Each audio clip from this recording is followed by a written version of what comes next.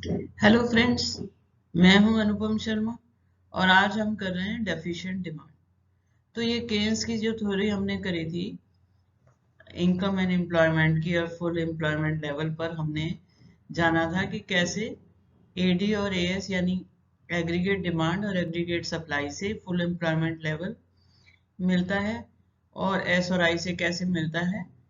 तो यहाँ पर हम ये देखने वाले हैं कि अगर, और हमने ये भी कहा था कि जो डिमांड है वो फॉर 1 ईयर प्लान्ड है, पहले से है और 1 साल के लिए है, और इसी तरह से सप्लाई भी थी। लेकिन डेफिशिएंट डिमांड का मतलब है कि हमने जो 1 साल के लिए वस्तुओं और सेवाओं को पर एक्सपेंडिचर करने के लिए या खरीदने के लिए जो प्लान बनाया था उस प्लान से कम है, तो वो डेफिशिएंट डिमांड है। तो लेकिन एट फुल एम्प्लॉयमेंट लेवल, देखिए according to Keynes it is deficient demand when AD is less than AS corresponding to full employment level. तो फुल एम्प्लॉयमेंट यानी पूर्ण रोजगार के स्तर पर जब एडी और जो है एएस से यानी कुल मांग है, कुल पूर्ति से कम है, तब हम उसे डेफिशिएंट मांग कहेंगे। तो एग्रीगेट डिमांड एग्रीगेट सप्लाई से फुल एम्प्लॉयमेंट लेवल पे से कम है। तो इसका मतलब ये है कि रिसोर्सेज जो है वो फुली यूटिलाइज्ड नहीं हुआ है, साधनों का पूर्ण प्रयोग नहीं हुआ है।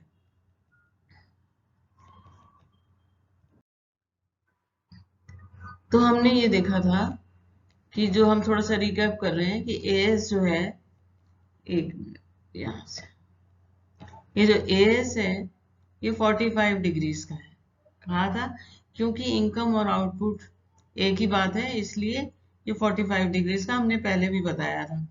और जो एडी है उसके 4 कंपोनेंट्स हैं। तो उसमें था कंजम्पशन, था प्राइवेट फर्में थी, और गवर्नमेंट एक्सपेंडिचर था, और नेट एक्सपोर्ट थे। तो हमने वैसे C+I 2 सेक्टर मॉडल लिया था, और ये जो एडी था वो 1 साल के लिए जो उपभोक्ता थे उन्होंने 1 साल के लिए जो एक्सपेंडिचर है, जो व्यय है, उसको प्लान किया था। और ऐसे ही उपभोक्ताओं ने भी जो प्रोड्यूसर्स हैं, उत्पादक हैं, उन्होंने भी 1 साल के लिए वस्तु और सेवाओं के उत्पादन को प्लान किया था। लेकिन ये जो प्लान है किया था, और यहाँ पर इक्विलिब्रियम हो जाता है, अगर प्लान सक्सेसफुल होता है तो फुल एम्प्लॉयमेंट लेवल पर एडी बराबर एएस हो जाता है। हमने किया था जब एडी बराबर एएस होता है तो पूर्ण रोजगार के स्तर पर संतुलन स्थापित हो जाता है। लेकिन क्या हुआ कि जो कुल मांग थी वो प्लान जो हमने किया था उससे कम हुई। तो उसका जो वक्र है अब ये है, इसको नीचे खींचते हैं, AD1 ये वाला नीचे है। तो जो नया संतुलन स्तर बना वो ये वाला बना, है ना। तो इस तरह से ये नया जहां पर ये एएस और एडी काट रहे हैं, ये नया अंडर एम्प्लॉयमेंट स्तर है ये। और जो यहाँ पर बना था ये जो है ये फुल एम्प्लॉयमेंट लेवल पर बना था। तो ये जो है ये यहाँ पर ये जो गैप है ई और एफ, इसको कहते हैं डिफ्लेशनरी गैप, यानी कि अस्फीतिक अंतराल बोलते हैं। तो उसको हम अभी आगे डिस्कस करेंगे कि डिफ्लेशनरी गैप, वैसे तो यही है कि जो एडी और एस के बीच में डिफरेंस आ रहा है वो डिफ्लेशनरी गैप है, उसके इफेक्ट क्या होंगे उसको हम अभी नेक्स्ट स्लाइड में देखेंगे।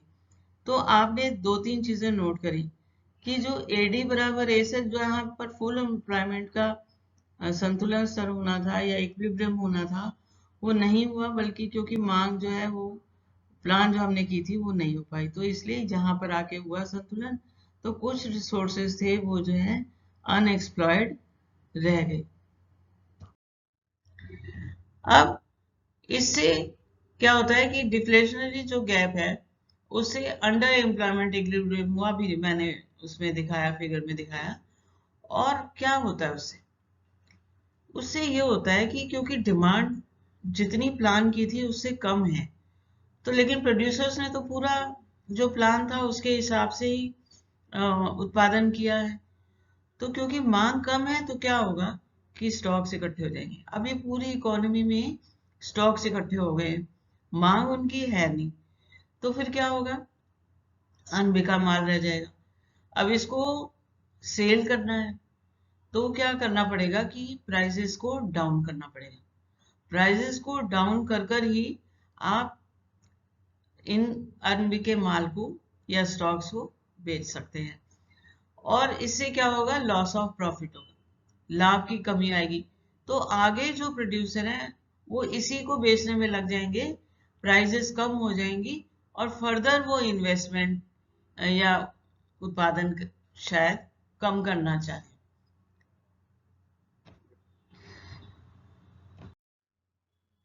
तो हम कर रहे हैं कॉजेज ऑफ डिफिशिएंट डिमांड। तो पहला तो हमने जब एग्रीगेट डिमांड की थी तो अलग अलग सेक्टर किए थे, जिसमें प्राइवेट हाउस होल्ड थे, परिवार क्षेत्र था और वो कंजम्पशन कर रहा था। तो पूरी इकोनॉमी में जब कंजम्पशन है उसमें प्रोपेंसिटी टू कंज्यूम कम हो गई है। यानी जितने ये हमने लेसन भी किया था कि change in C oblique change in Y, कि कंजम्पशन आय में परिवर्तन से उपभोग में कितना परिवर्तन हो रहा है। तो इसमें हमने देखा था कि अभी हम देख रहे हैं इसमें propensity to consume is low, तो उपभोग प्रवृत्ति है वो कम हो रही है क्योंकि लोग ज्यादा सेव कर रहे हैं। ठीक है, दूसरा जो लिया गया है वो है रिडक्शन इन प्राइवेट इन्वेस्टमेंट।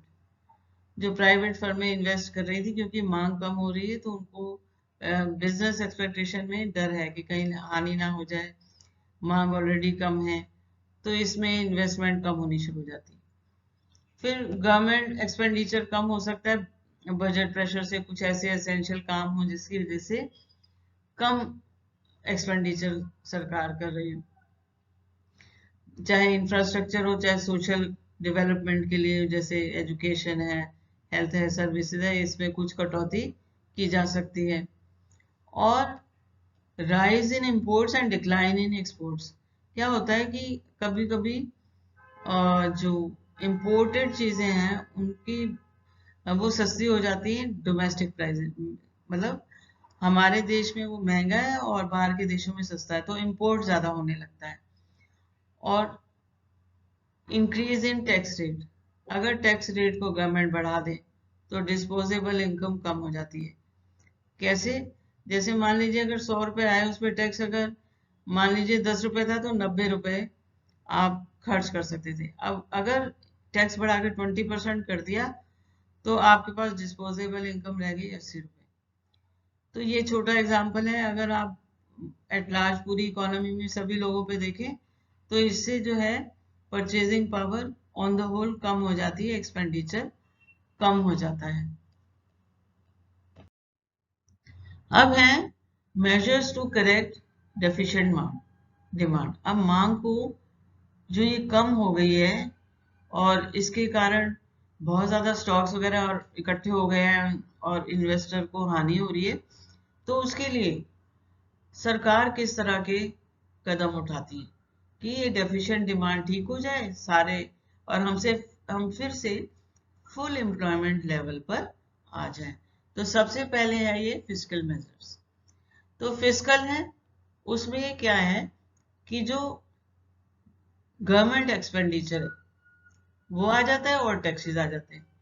तो सबसे पहले क्या करना है, क्योंकि मांग कम है तो एक्सपेंडिचर को, गवर्नमेंट एक्सपेंडिचर को बढ़ाना है।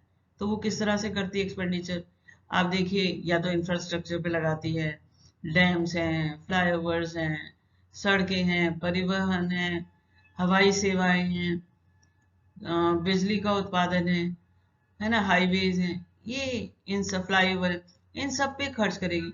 तो इससे क्या होगा, बहुत से लोगों को रोजगार मिलेगा, पूरी अर्थव्यवस्था में होगा। तो जैसे मजदूरों को मिलेगा, सुपरवाइजर्स हैं, इंजीनियर्स हैं, तो जितने भी काम करने वाले लोग हैं उनको रोजगार मिलेगा, आय मिलेगी। आय मिलेगी तो वो खर्च करेंगे, एक्सपेंडिचर बढ़ेगा। इसके अलावा जो सरकार है वो सोशल उस पर भी खर्च करती है, जैसे एजुकेशन पे खर्च करती है, जैसे हेल्थ सर्विसेज पे खर्च करती है, डिफेंस पे खर्च करती है। तो इन सब चीज़ों पे भी जब खर्चा होता है तो लोगों के हाथ में एडमिनिस्ट्रेटिव है, तो इससे लोगों के हाथ में पैसा आता है, मनी सर्कुलेशन में बढ़ जाती है और मांग बढ़ती है। फिर उसके बाद है टैक्सेस। तो सरकार को टैक्स को कम करना पड़ेगा। इनकम टैक्स को कम करो, जैसे पहले अगर 10% था तो, या 20% था तो घटा के 10% करो। यानी कि मान लीजिए अगर टैक्स थे 20%, 100 आए थी, 20% था तो 80 रुपीज आप स्पेंड कर सकते थे। अब 10% कर दो तो अब लोग 90 रुपीज कर पाएंगे। ये छोटा एग्जाम्पल है। पूरी इकोनॉमी में जब टैक्सेस कम हो जाएंगे तो लोगों की डिस्पोजेबल इनकम जो है वो बढ़ जाएगी, और डिस्पोजेबल इनकम बढ़ जाएगी तो फिर वो ज्यादा खर्च करेंगे, ज्यादा डिमांड करेंगे। मॉनेटरी मेजर्स में जो डेफिशिएंट डिमांड को कम करने के लिए आरबीआई जो है कुछ स्टेप्स लेता है। तो ये इनको मौद्रिक उपाय कहते हैं, जो आरबीआई या रिजर्व बैंक ऑफ इंडिया लेता है आपकी अभावी मांग को दूर करने के लिए। तो पहला है bank rate and repo rate are lowered. तो बैंक रेट है और रेपो रेट को कम करना। अभी क्या होता है कि बैंक रेट जिसपे बैंक जो है लोगों को उधार देता है, तो बैंक रेट को कम करने से लोन सस्ते हो जाएंगे, रेट सस्ते हो जाएंगे। तो इसलिए बैंक और रेपो रेट को भी ऐसे ही कम करना है। ये शॉर्ट टर्म लोन होते हैं, तो इस पे कम इंटरेस्ट देना पड़ेगा, लोन सस्ते हो जाएंगे। तो इसलिए लोग ज्यादा से ज्यादा लोन फिर लेना शुरू करेंगे। फिर है ओपन मार्केट ऑपरेशंस। तो इसमें जो है, जो सरकार की सिक्योरिटीज हैं, प्रतिभूतियां हैं, उनको बेचा जाता है रिजर्व बैंक ऑफ इंडिया द्वारा, जिससे कि जो मनी है वो मार्केट में रिलीज हो जाती है, लोगों के हाथ में मनी सप्लाई आ जाती है। तो ये इसीलिए है कि मनी सप्लाई बढ़े। ये जितने भी मेजर्स लिए जा रहे हैं वो ये लिए जा रहे हैं कि मनी सप्लाई मार्केट में बढ़े, लोगों के हाथ में पैसा आए, एक्सपेंडिचर हो और कुल मांग में वृद्धि हो, कुल मांग बढ़े। ऐसे ही सीआरआर है। सीआरआर क्या है? कैश रिजर्व रेशियो है। ये वो अमाउंट है जो कमर्शियल बैंक को रिजर्व बैंक के साथ रखनी पड़ती है। और उसके बाद मान लो अगर 100 रुपया बैंक के पास है, तो अगर 20% रखना है तो 80% जो है यानी 80 रुपए लोन के लिए अवेलेबल है। इसके साथ ही बैंक को एसएलआर, तरलता अनुपात जो है, लिक्विडिटी रेशो है, ये एसएलआर लिक्विडिटी रेशो या तरलता अनुपात कहते हैं। ये कमर्शियल बैंक पे जितना पैसा है उसके अगेंस्ट में रखना पड़ता है। मान लो 20% इधर भी रखना पड़ रहा है, तो टोटल हो गया सीआरआर और एसएलआर 40%। तो बचा कितना? 60% वो लोन दे सकता है। लेकिन अब यह क्या करेंगे कि सीआरआर और एसएलआर को भी कम कर देंगे। मान लीजिए 10 सीआरआर कर दिया, 10 एसएलआर कर दिया, तो अब क्या है, 80% बैंक के पास है लोन देने के लिए। तो इसी तरह से मार्जिन रिक्वायरमेंट इज लोअर्ड। इसमें क्या कर रहे हैं कि जो कोई भी व्यक्ति लोन लेने जाता है तो उसको कुछ ना कुछ सिक्योरिटी रखनी पड़ती है बैंक के साथ, और सिक्योरिटी जो लोन की मात्रा से ज्यादा होती है। मान लीजिए कि अगर उसको 80,000 का लोन चाहिए तो उसे 1 लाख की मान लो सिक्योरिटी रखनी पड़ती है। तो अब जो है, अगर मार्जिन रिक्वायरमेंट कम करना है तो उसके कहेंगे कि अच्छा 1 लाख सिक्योरिटी ना दो, आप 95,000 दे दो। तो इस तरह से मार्जिन रिक्वायरमेंट कम करके, ताकि लोन जो है उसको आसान लगने लगे और वो लोन ले ले। फिर क्रेडिट राशनिंग है। क्रेडिट राशनिंग का मतलब ये होता है कि रिजर्व बैंक ने ये कमर्शियल बैंकों के लिए क्या होता है कि कुछ एसेंशियल सर्विसेज है, इन्हीं पे लोन दो, इन्हीं चीजों के लिए लोन दो, दूसरे वस्तुओं के लिए या व्यापार के लिए लोन ना दो।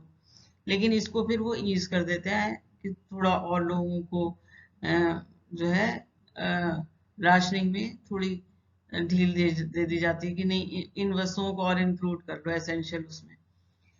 फिर मॉरल प्रेशर डाला जाता है कमर्शियल बैंक पे कि लेंडिंग को आसान कर दो। शर्तें जो है लेंडिंग की आसान कर दो।